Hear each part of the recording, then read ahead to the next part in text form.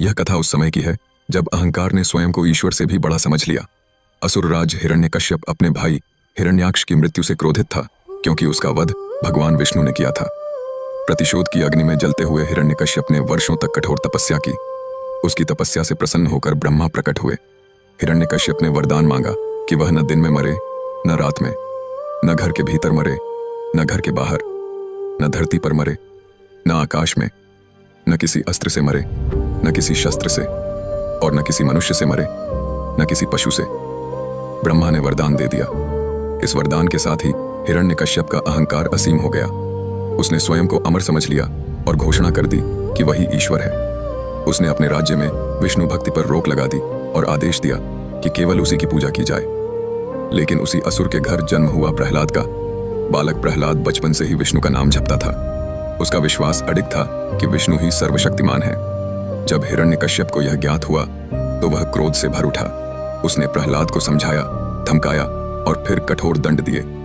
शास्त्रों के अनुसार प्रहलाद को विष पिलवाया गया, आग में डलवाया गया, पर्वत से गिरवाया गया, पर हर बार वह सुरक्षित रहा। एक दिन हिरण्यकश्यप ने क्रोधित होकर पूछा, अगर तेरा भगवान हर जगह है तो क्या वह इस खंभे में भी है? प्रहलाद ने शांत स्वर में उत्तर दिया, हाँ पिता, भगवान सर्वत्र हैं। यह सुनते ही हिरण्यकश्यप ने खंभे पर प्रहार किया। उसी क्षण संध्या का समय था, न दिन न रात। खंभा फट पड़ा और उससे भगवान नरसिंह प्रकट हुए। हिरण्यकश्यप चिल्लाया, मैंने वरदान पाया है, मैं न दिन में मरूंगा न रात में। नरसिंह बोले, यह न दिन है न रात, यह संध्या की बेला है। हिरण्यकश्यप घबरा कर बोला, मुझे घर के भीतर कोई नहीं मार सकता, घर के बाहर भी नहीं।